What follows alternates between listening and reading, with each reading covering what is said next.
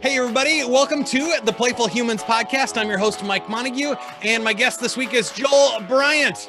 He is a comedian, actor, MC, and all-around playful human. So we're going to find out how he plays for a living.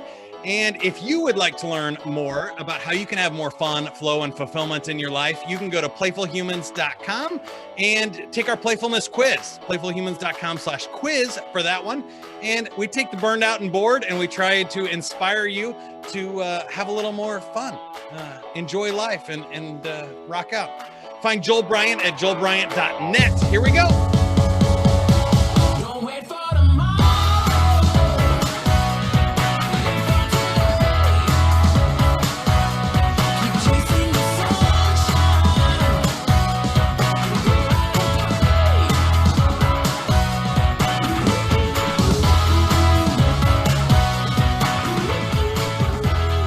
Joel, welcome to the podcast. Nice dancing. I appreciate playing. One of the cool things about interviewing playful people is so far everybody's gotten into it. I haven't had anybody just sit there like, when's this theme song going to be over? How do you not? I mean, it's such a great upbeat theme song. You have to. I mean, it's not Angel by Sarah McLachlan. It's like an upbeat, fun song. Next time, that's what we'll go with for sure. But yeah, that's Chasing the Sunshine by Pink Zebra. So check that one out. Joke of the week is how we like to start here, Joel. Joke of the week is brought to you by vaccines. Vaccines, you know we save millions of people every year, right? You could just say thank you, shut up, and let us help you. Vaccines, try one today. Joel, do you have a joke for us? This is my favorite joke in the world, so strap in. There are two racehorses fixing to run a race, and one horse looks at the other horse. He says, I don't feel good about this race. I have not had a good season. I feel like I may lose this race. This might be yours to win. The second horse says, you know what? I feel the same way. I haven't had a great year either. But I'll tell you what, last week I was about to run a race thinking I was going to lose.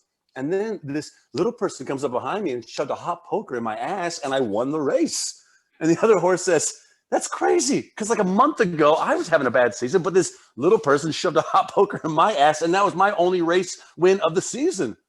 And then behind them, this racing dog walks up and he says, look, I hear you guys talking. And it was weird. You drew me in because I was like you. I was having a terrible season. And then must have been 6.5, 7 weeks ago, this little person shoved a hot poker in my ass. I beat every dog on the track. And then the first horse looked at the second horse. He goes, oh my God, it's a talking dog. Come on. Right. Sorry, it's not. Like it takes a while. It's not for everybody. No, I like that. You can make it as long as you need to make it and go on forever and then throw it up. Yeah. I love those, and I love jokes that you can steal, and that's great. I appreciate that for you as a comedian who gets paid for such things. But before we get started, I'll give you the choice. I found something interesting on your website, and I was wondering, do I save that for the end, or do I, like a Band-Aid, pull it off, and then I'll just see where the show goes from here? What do you think? Do we need to get to know each other, or should I just throw it out there? When you say it's like a Band-Aid, I want to pull it off. It makes it sound really heavy and like it's like some kind of wound. Let's just pull it off. I mean, you can't tease the people and then, or you know what? It's a good tease. Save it for the end because let's save it. That's a tease. Either way, we can start with the bang or end with the bang. Let's go tease. Let's save it for a minute here, but we'll see if people can find it at joelbryant.net by the time that I bring it up. So go take a look around the website, see if you notice the same thing I did. But so you've done a ton of stuff, and you're kind of like me in that way. You've hosted game shows, a summer camp, you've emceed at the Super Bowl, you've acted, done stand-up, and all kinds of great stuff. So did you ever have a real job? Is this your personality? I feel like out of everybody I've interviewed so far, you embody play even when you're not working. So you travel and run marathons and try to live life to the fullest. I really admire that. Tell me I just got into it.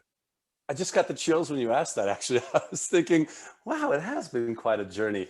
I did have a real job. I was doing the wedding tables thing and everything else that you do after college. It took me a while.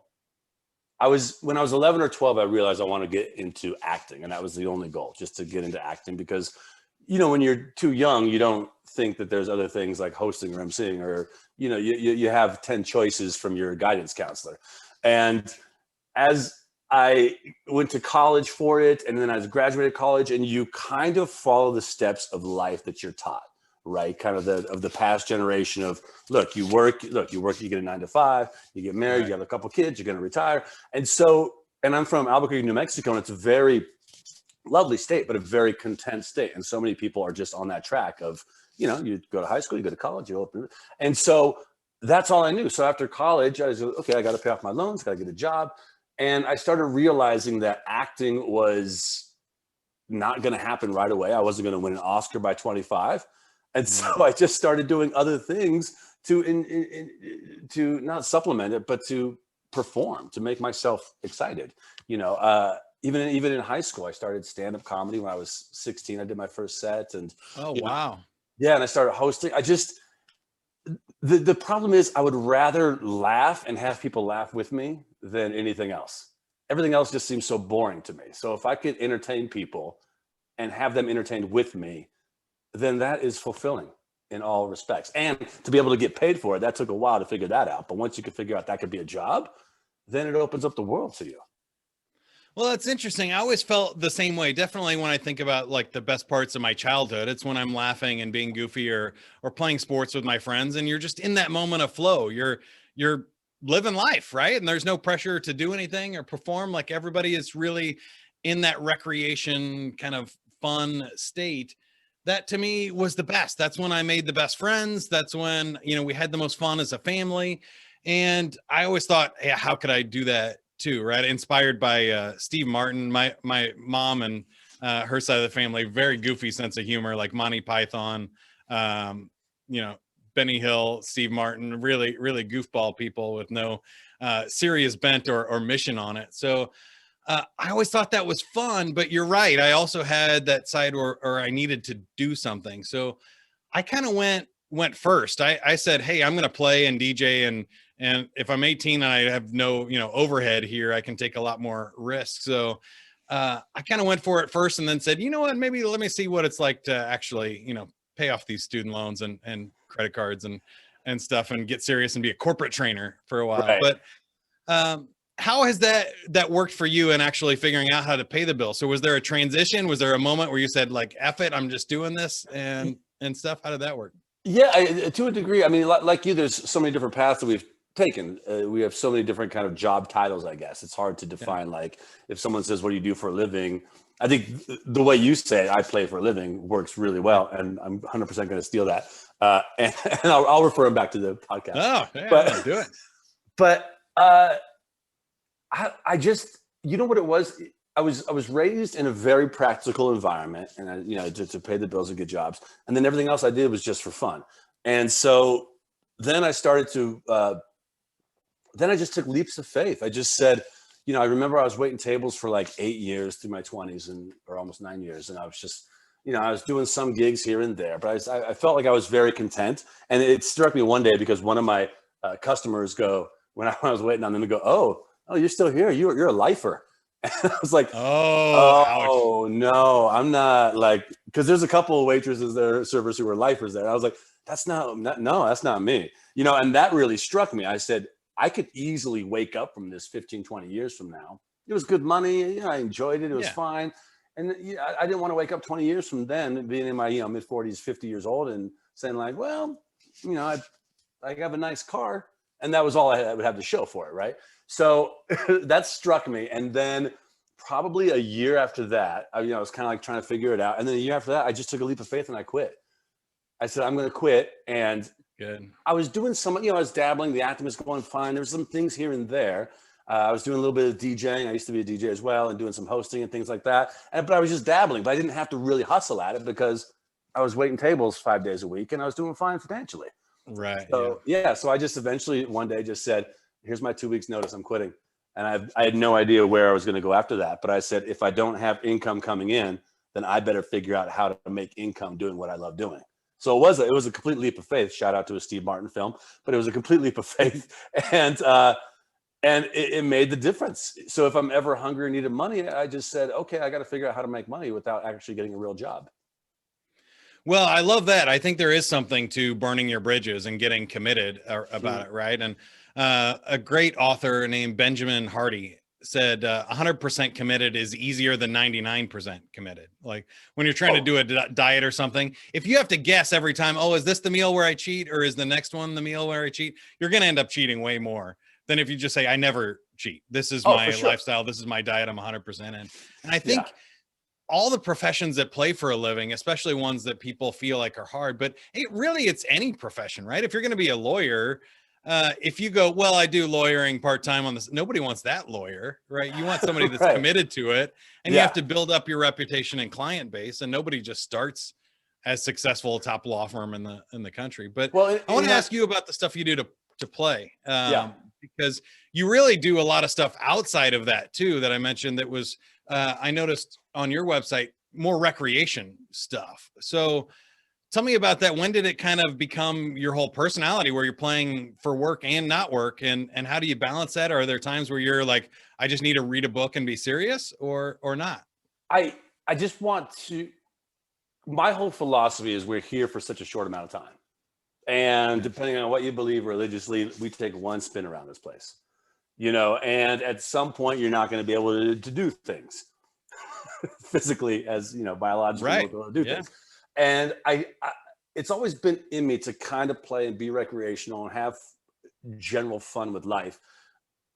But once again, it kind of took me a while. It took me my 20s. My 20s were different than most people's 20s. I think most people spend their 20s just kind of being careless and reckless and living life and exploring vices and everything else. I was more focused. I was like, look, I'm going to be an actor. I got to get the job. I got to pay the bills. I got to do this. And then I think probably when I hit my 30s and I didn't have that job anymore because I quit the job, and I realized I wasn't going to have a mantle full of Oscars at that point and everything else. I realized it took, and this is a philosophy that took a while. It just said, just enjoy life. I mean, it's very, and it started, and it probably coincided with reading a lot of Buddhism and really getting into Buddhism, where it's like, look, all you have is today. You can't control the past.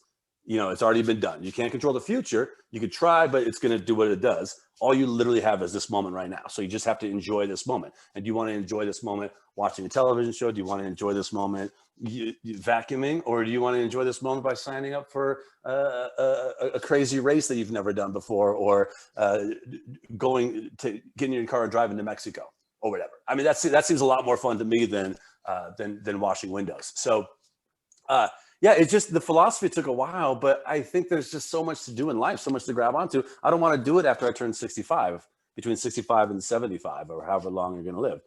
I want to do it while I'm still able to enjoy it. And tell me about what that's meant to you. So I will get serious and give you the serious question, but serious?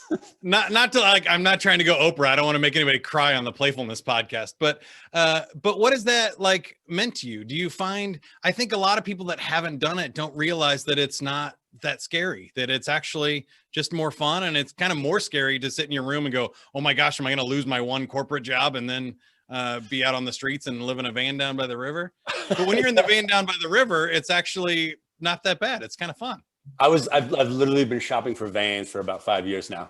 I almost bought a van about a year ago, just before the pandemic. I literally almost bought a van because I travel all the time too. Like, I don't really have a house or anything else. You know what it is? I just started saying yes to everything. I was. That's awesome.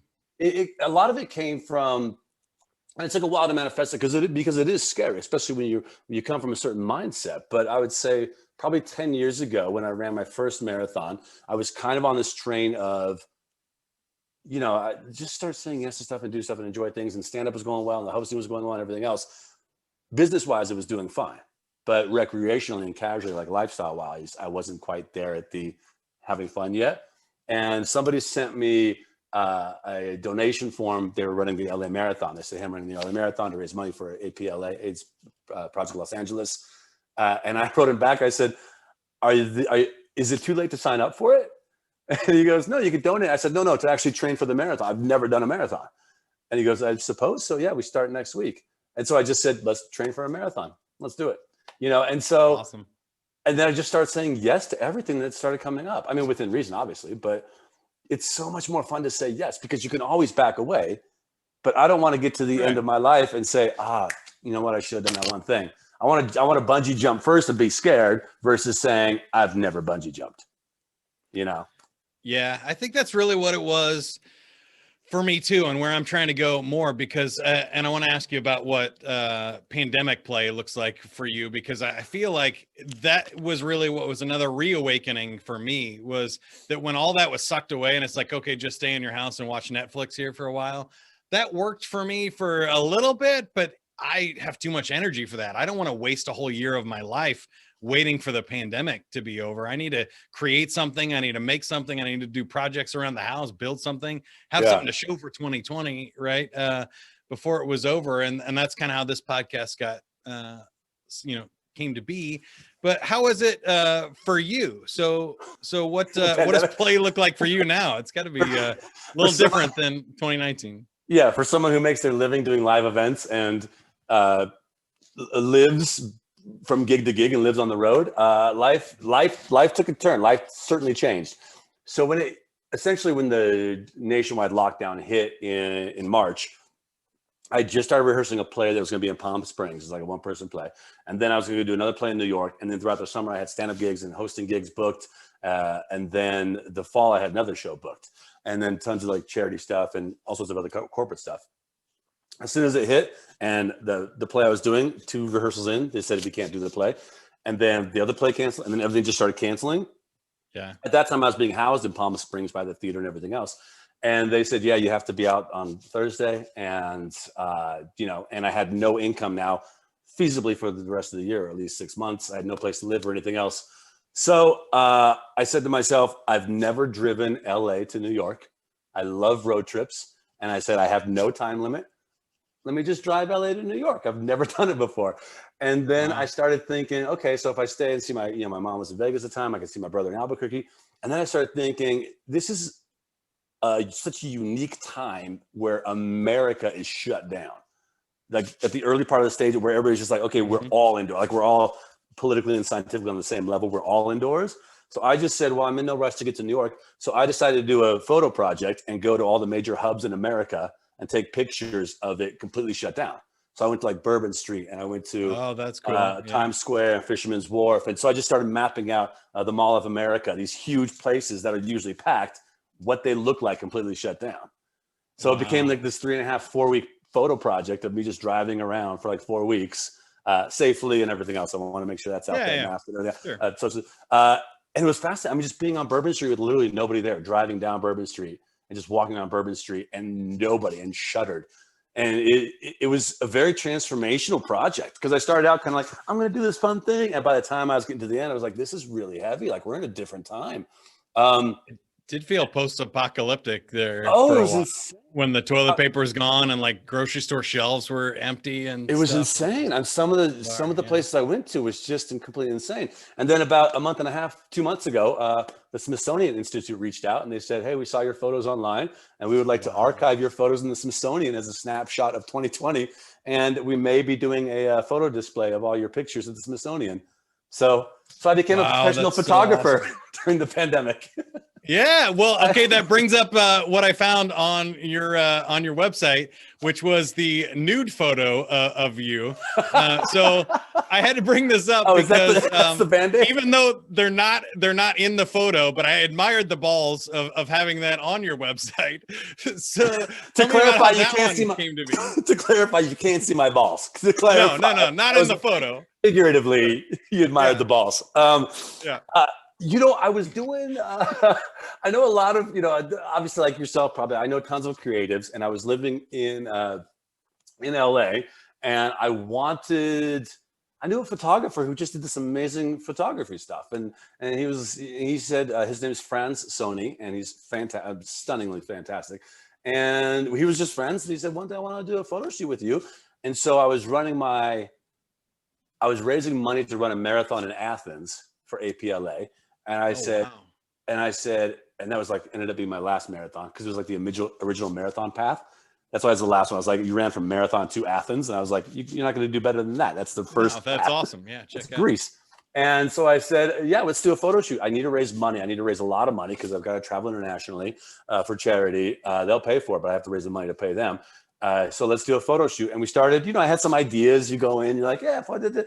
And then I'm very comfortable with him, and I'm comfortable with myself. And he said, let's try this. Let's do this. Let's do this. Oh yeah, take that. Let's get the full body thing. And if you're comfortable, you just say yes to it. It's within reason. There were some shots that were accidentally snapped that you couldn't use online, but right. he's a professional. You work with professional, you know what you're getting. It wasn't something where I didn't think You weren't going worried into about I was going to get showing that up somewhere and anything. Yeah. And also like we've been saying, when am I going to look like that again? Like, just put it up there. You know what I mean? Yeah. How old were you? I was going to ask that. It was last week. I mean, it was last week. Yeah. It was a couple weeks ago. No, it was 3.5 years, 4 years ago. So not too far removed. Be proud of that. Yeah, not too far. I still try to maintain. Yeah. It's the same thing. You just do it. Why not? Like why not just do it? That's why it's up there. Yeah. Well, I was impressed in all respects. And I thought like mine would be more comical for sure if I tried to pull that off now. So now you've given me something to work for. The marathon I wanted to run, I was going to do this. And I've gotten up to like 5-7 miles and I just can't crack it. I keep getting hurt every time I get there. But there's a marathon that runs past Area 51 at midnight in the desert there. I thought like, that's one, like it's a straight shot. It's flat. It's in the desert. Be cool at night.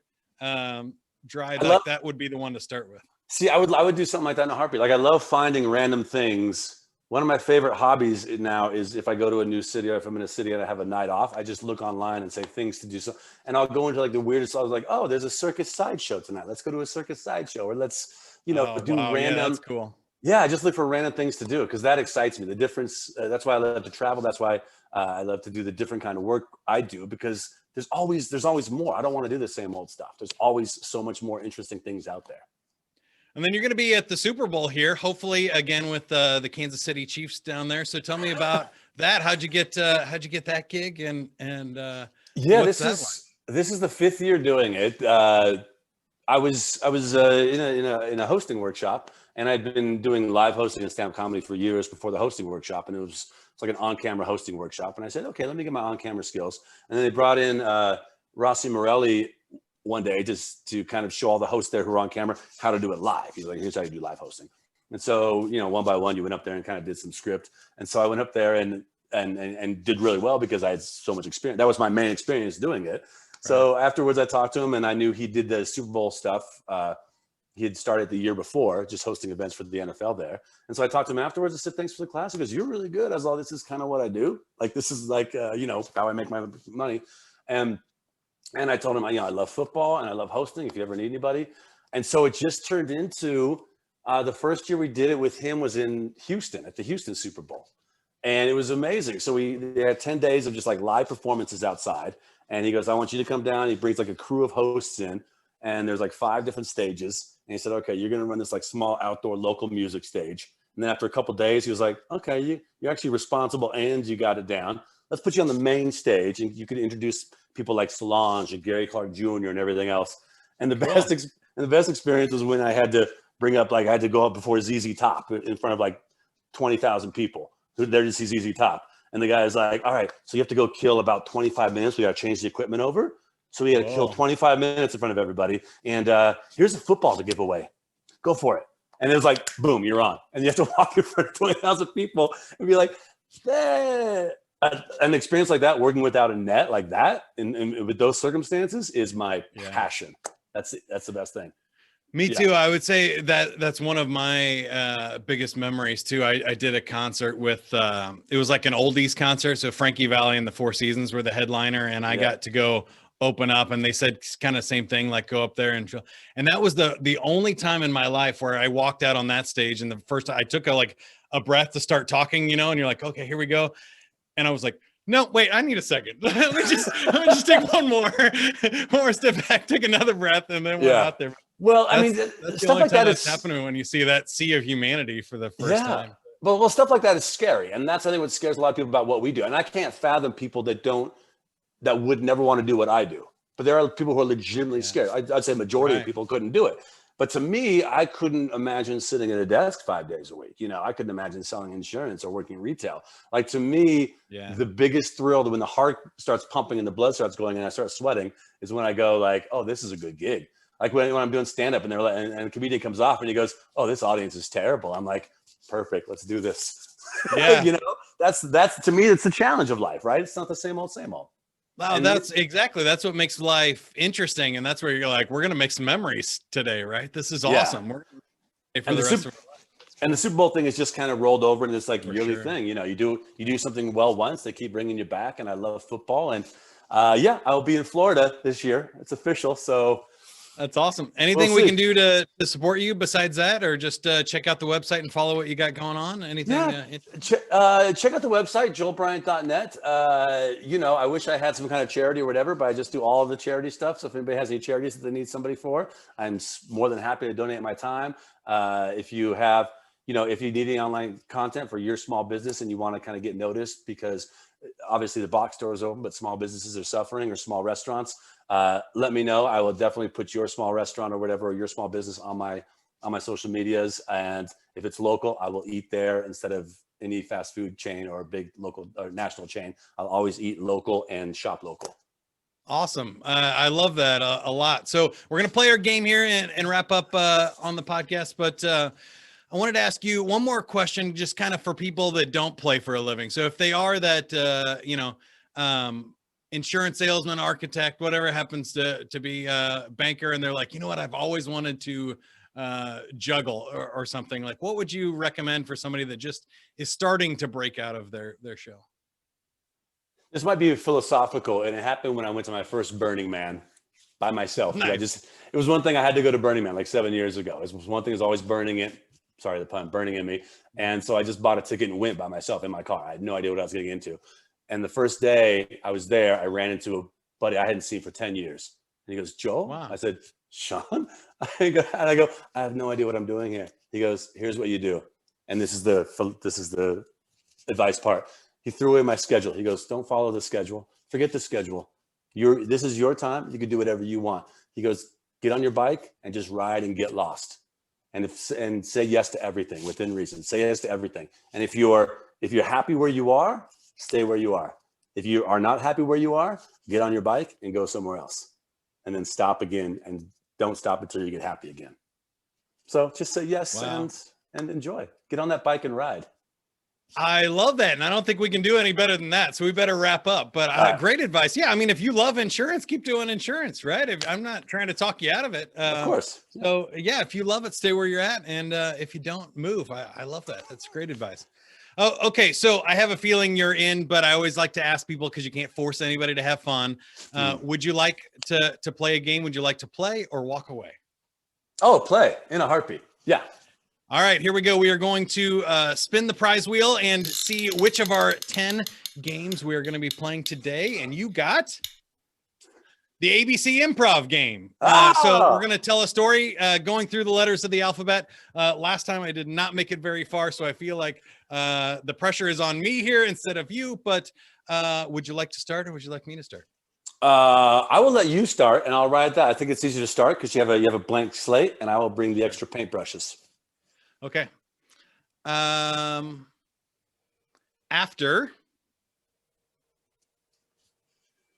Brazil,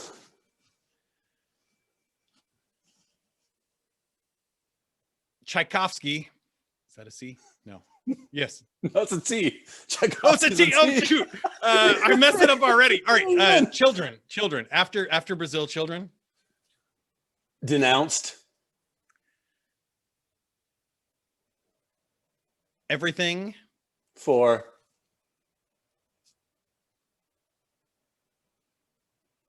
Grandma.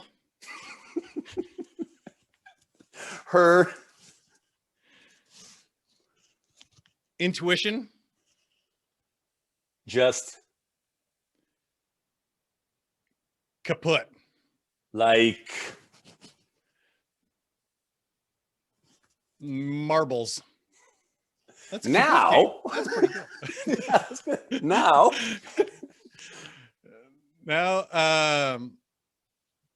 over.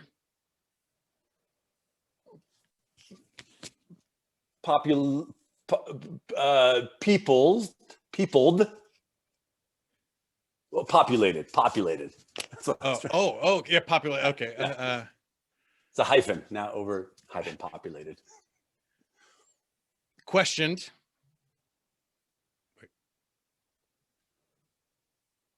really Sticky things.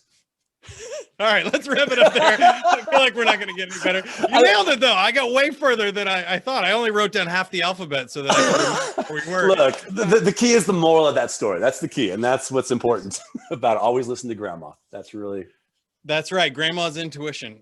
You can't go wrong there. Well, I appreciate it. Once again, thanks for being on the show here. So check out Joel Bryant, joelbryant.net, and on all the social medias and stuff. You can find the right Joel Bryant if you go to joelbryant.net, though. Lots of good YouTube videos and fun comedy bits that you can check out there. And if you'd like more information on Playful Humans, go to playfulhumans.com. Take that playful personality quiz, find out which type of player you are and what might bring a little bit more fun, flow, and fulfillment to your life. Thank you for listening. And remember, if you can't be good at it. That's what I always say. Now, get out there and play.